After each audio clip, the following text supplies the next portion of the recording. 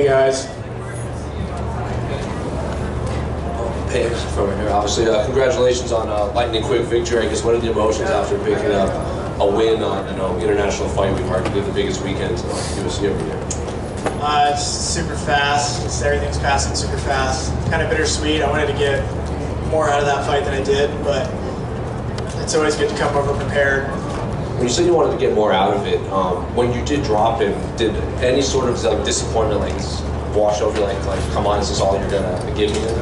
Yeah, a little bit. I just gave him a second to get back up because I was obviously didn't want it to end that fast. But I saw his head snap back, so I was like, okay, you got to finish the job at that point. Just based on the blow that dropped him, is that something you had scouted and saw on tape, or is it just something you saw in the moment? I just threw a 1-2. I didn't even know that he threw a kick, which is really ironic because of the video that I put out. But I saw when I watched it back that he was throwing a kick, and that was when I landed that 1-2, so he was off balance. But no, I just went to throw a 1-2, and it landed. I believe you called out Adrian Yanis, is that correct? We couldn't really hear the audio back here. Why specifically do you want Adrian? I just think that's a dog fight. I think it's a tough fight, and we would put on a really good show, and it would just be fireworks. So I'm all for it. I respect the dude. I do have to ask because it feels like your name specifically just generates a lot of attention since your last fight, just on social media, a lot of interviews and everything. Have you noticed just kind of the demand to talk to you, to learn more about you, to just watch all of your interviews since your last fight? Yeah, there's definitely been more demand, you guys. But it's all right. How was it hanging out with Tony Hawk? It was a lot of fun. He's such a cool dude. He's very normal. It actually reminds me of my uncle a lot, so I just felt like I was hanging out with my uncle for the day. But yeah, very welcoming, just a great, meek, soft-spoken dude. Great over here. After your Contender Series win 10 months ago, I asked you who would you like to fight one day in the UFC, and you said O'Malley straight away. So after tonight making the debut inside the arena in front of all the fans, how many fights away do you think you are of fighting O'Malley, whoever the champion is? Oh man, I don't know. It's kind of hard to say. You guys are the professionals. You probably know better than I do. I think if we both keep doing our job, though, if I do and he does, then I'm sure we'll see each other eventually, probably within the next 2 years. I believe that same night of your Contender win, you also mentioned that the O'Malley comparisons amongst your friends and family kind of drove you crazy, but I'm not sure if you checked yet on Instagram. A lot of people, when they see your stuff, they just put O'Malley, O'Malley, O'Malley, and everything. And so, what do you make of that? I've gotten used to it. It's whatever. I don't think we're super similar, but I mean, I kind of get it. I know what people are doing. Yeah, and if it was up to you, I know you just called out a big name like Yanis. Would you want to fast track into those top 15 guys right away, or would you like to take it more a couple fights at a time and build your way into there? I don't really have an answer until after I fight, top 20 and just see how I feel and see how well I do. It's kind of hard to say right now. Last year for me, you're one of the few Nevada-born fighters inside the roster. You're born in Las Vegas, but you also you're from Reno. So how is that dynamic fighting for the UFC based in Las Vegas? It's cool because my tight social circle isn't super into fighting, and it doesn't feel like it's in my face all the time. And if it was, I don't think I would enjoy it very much. So it's really cool. It just provides an escapism at my home base, which is really important for me, as well as just training at that altitude does insane things for your cardio, your hemoglobin levels in your blood. So just those two reasons alone are why I enjoy being in Reno. Also, I'd like one more. How did the Ryan Hammers fight go? Not good. I looked like Yanis when me and Ryan fought. That was literally what I looked like. So there it is. Yeah. Hey, Payton, back here. Right here, just one. I mean, talking about this run of 3 fights, and then you have this moment, big arena and everything. I mean, how did you handle those nerves backstage, or was it more excitement?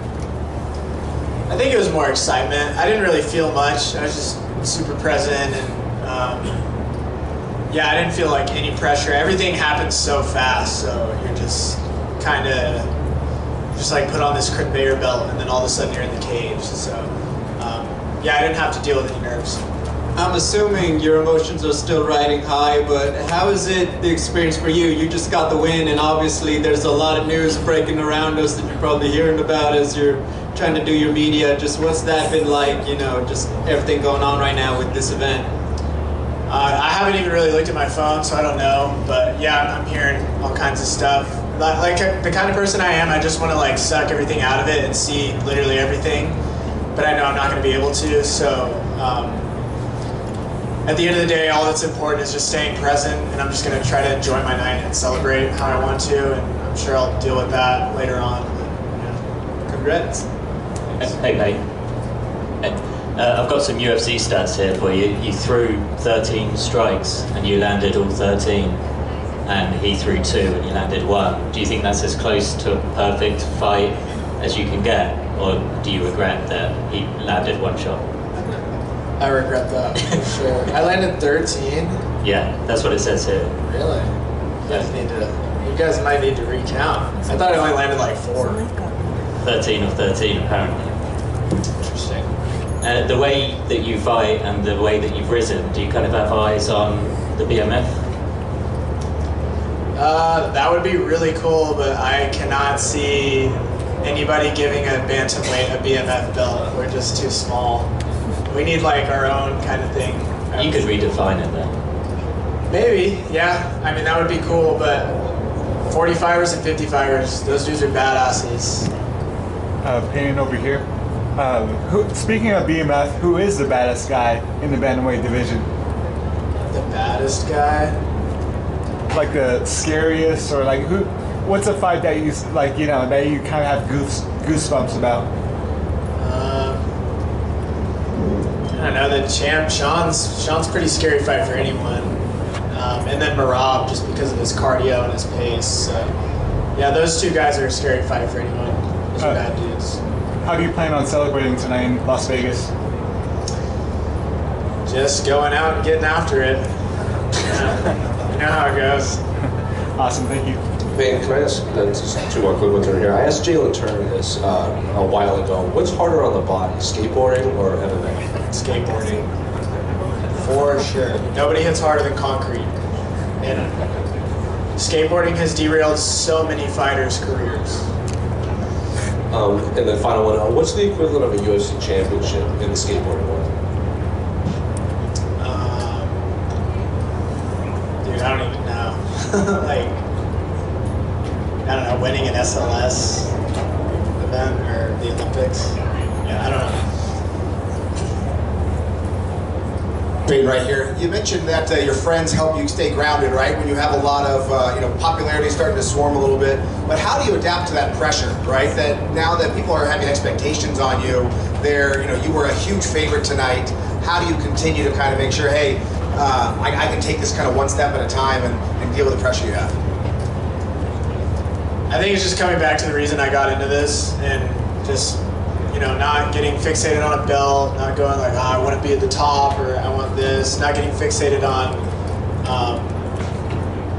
just like objects, and just the reason I'm fighting is just because I want to get into fist fights and cross limbs with the baddest people on the planet, and I enjoy doing it. So I think just that alone keeps my training process and everything else pure.